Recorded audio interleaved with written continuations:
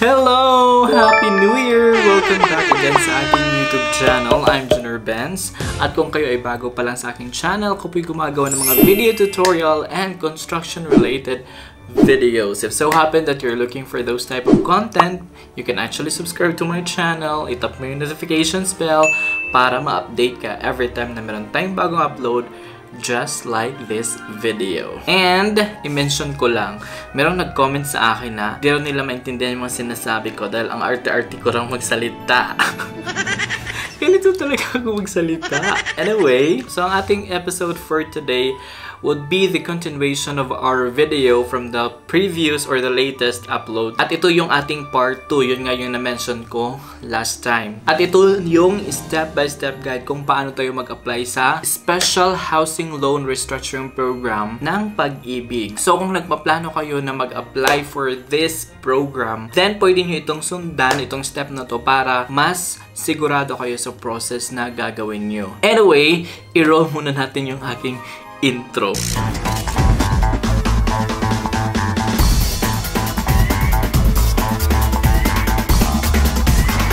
So guys, take note, ang ating application ay online lamang. Pero there are still circumstances na it could be an excuse kung kayo ay technologically incapable para gawin yung transaction online. Then you can visit the branch or pwede kayo mag-manual application. If ever na mag-down din yung system ng Pag-Ibig, then you can also go for manual application. At meron din silang if ever na talagang papunta na yung account niyo for foreclosure, pwede rin daw maka-visit doon sa branch para maybe there is still remedy para magawa ng paraan. At kapag yung legal year ang mag-a-apply, so doon po kayo sa branch mag-apply.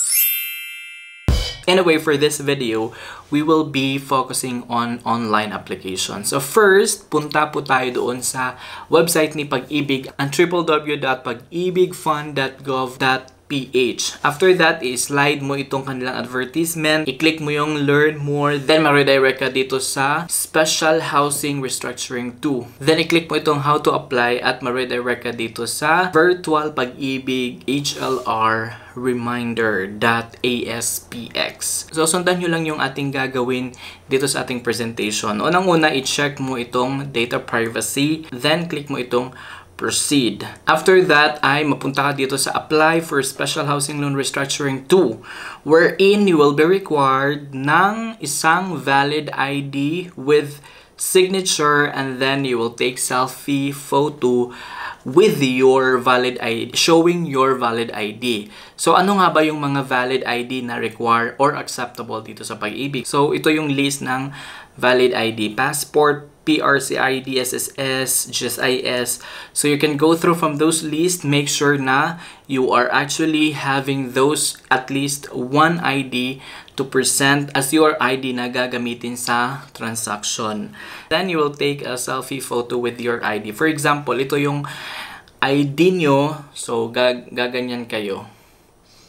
Yan. Make it sure na mapapasa yung details ng inyong ID para pag-verify nila, the same yung data or the same name yung present mo dito at yung sa account mo. After that, i-click mo yung proceed at dito ka naman sa validate your housing loan account. So dito ilagay natin yung ating housing loan number at malalaman din natin kung eligible ba tayo kasi may magpa-pop up din siya. So for example, under foreclosure yung ano mo, magno-notify din yung system na your housing loan account has been closed due to default. It's either foreclosure or na-cancel or whatever yung mga existing for default na reason. Or otherwise, pwede rin siyang your housing loan account does not qualify for this program, not having reached the minimum number of months in arrears, or hindi more than 3 months yung hindi mo nabayaran, then you will not qualified for this program ng Pag-Ibig.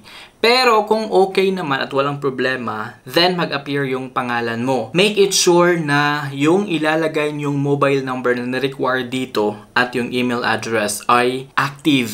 yun yung magiging means of communication nyo ni Pag-Ibig tsaka ni borrower or sa'yo. So kung okay na siya, proceed with your special housing loan restructuring application. Tatanungin ka kung okay, then press okay. After that, click okay to receive your one-time password via your mobile number. After that, i-upload mo na yung valid ID mo at the same time yung tinake mong selfie photo. Make it sure na yung file mo ay hindi nag-exceed na 3 megabyte. So, ano yung mga possible na hindi tatanggapin or ma-reject yung ina-upload nyo?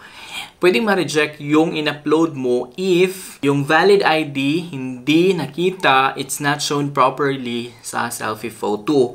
Or itong valid ID is not valid. Invalid mismo yung ID mo. Meron ding nangyari, actually nangyari to sa akin, yung pag-upload ko ng aking, pag-apply ko dun is, yung aking valid ID is hindi nababasa kasi yung aking UMID ID. Nababasa yung pangalan ko pero yung perma ko hindi siya klaro. And then selfie photo is not clear. Information does not match to the account. So dapat talagang mag-match yung account nyo at yung mga information na nandun sa photo. Pero kung okay naman siya, walang problema, then thank you for submitting your special housing loan restructuring application.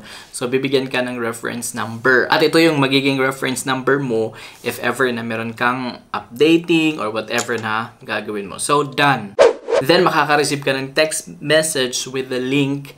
So, yun yung magiging like tracker mo para makikita mo kung ano na yung status. Then, that's the time na si Pag-Ibig ay i-review yung mga sinubmit mong document. So, after ma-review, if approved na siya, you can proceed now to step number 2 in which you will select for your bago or the same lang or depende sa magiging decision mo. Pwede mo kasing baguhin at pwede mong i-maintain lang. So, let's discuss that further later on. So, kung initially ma-approve na yung application mo, papadalhan ka ng link sa number na ginamit mo. Then, i-click mo yun dahil doon ka mag-select ng iyong bagong monthly amortization. Meron ka namang options doon. Pwedeng i-retain mo yung monthly amortization as its current amount. Pwede mong i-select ng I prefer to pay the computed monthly amortization, that one based on restructured amount with the same loan term. Same lang yung loan term niya. Pwede ring this computed monthly amortization with extended loan term. At pwede mo ring i-withdraw yung application mo kung medyo alanganin ka na. So, yung unang option natin ay retain my monthly amortization. So, basically, retain, that means pareho lang yung binabayaran mo dati. So, ang mangyayari niyan ay mag-extend yung ating loan term. Kasi nga, pareho lang yung ating monthly amortization na babayaran in a monthly base. So, ang gagawin ni Pag-Ibig ay extend na lang yung loan term mo. Then, yung pangalawang option, pareho lang yung loan term mo. So, say for example, may loan term ka dati na 20 years, nabayaran mo ng 5 years, so ang balance mo ay 15 years. Pero, nakapag-decide ka na the same loan term lang 15 years, pero mag-increase ka na lang ng monthly amortization mo para it should stick on the loan term or yung 15 years na balance mo. Actually, kaunti lang din naman yung may increase yan kasi depende din sa hindi mo nabayaran. So, yun yung magiging calculation ni Pag-Ibig. And then, yung option 3 natin ay ma-extend yung loan term at the same time, i-change mo yung monthly amortization mo. Say, for example, malaki yung monthly amortization mo, gusto mong babaan ng kaunti or gusto mo rin taasan ng kaunti. Dahil at least somehow, hindi siya as in totally super haba ng extension mo. So, pwede siyang ma-extend yung loan term at increase or decrease yung magiging monthly amortization mo. So, given nakapag-decide ka na, okay. In my experience, I retain my monthly amortization. So, the same lang yung amortization na binayaran ko until today. So, makikita mo rin yung payment mo sa FIRE, yung mga principal interest, yung monthly amortization, yung calculation basically, makikita mo doon sa application, doon sa system. I-accept mo siya at magsisend na naman ng one-time password. Ilagay mo lang yung one-time password, then voila, done, finish. Yun na, in-accept mo na yung restructured loan mo. So, take note guys na the borrower or the buyer shall be given 7 working days from the date of notification to complete the step number 2, otherwise the application shall be canceled. So, you're given 7 days para asikasuhin yung mga papeles na dapat mong isubmit. So, after that, kung ma-approve na yung application mo, ano yung i-expect mo after that? Makaka-receive ka ng text na ito na yung babayaran mo, ito na yung monthly amortization mo, pwede kang magbayad at gagamitin mo itong number na ito. Kasi, ang mangyayari guys, dahil sa akin dati, nagtaka ako, yung chinek ko yung online sa aking first account is, hindi na ma-access. Close na pala nila. Mako-close yung previous account mo, tapos, bibigyan ka nila ng bagong number as your restructured bagong account. Sabihin na lang natin, bagong account mo sa loan mo. With bagong principal, bagong interest, bagong monthly amortization kung nagbago ka. So basically, wag kang magtaka if hindi mo na ma-access yung previous account mo dahil i-close nila yun at magkakaroon ka ng bagong account. So nire-require ka rin na bayaran mo yung insurance mo, premium insurance within 30 days from the date of approval. And then, promissory note, kailangan mong pirmahan at isubmit sa kanila. Nakasign po yan at dapat naka-notarized within 30 days. So, pay your monthly amortization on or before the due date. Ipapakita ko rin sa inyo yung katulad sa akin na promissory note. At take note, kung isa kang OFW, walang problema dahil yun ang ginawa ko. OFW ako dito at sinubmit ko lang yung aking promissory note sa embassy. Yung embassy na ang nagpadala sa Pilipinas. At wala akong binayaran. Take note, wala po kayong babayaran noon. Pag submit ko, nag-expect ako na babayaran pa kasi I'm thinking na magpa-notarize doon sa embassy. Nung tinanong kong taga Pag-Ibig, ang sabi niya sa akin na ibigay lang sa kanya yung dokumento at sila nang bahala. So, wala kang babayaran actually kung OFW ka at mag-submit ka doon sa embassy. So, tatandaan nyo po yan na wala po kayong babayaran. So, I guess that's it for this episode. I hope na meron kayo natutunan na susundan ng ating step-by-step guide kung kayo ay nakapag-decide na para mag-apply sa Special Housing Loan Restructuring Program ng Pag-Ibig. So, I guess that's it for this episode. Happy New Year! And I guess this would be the last upload for the year 2021.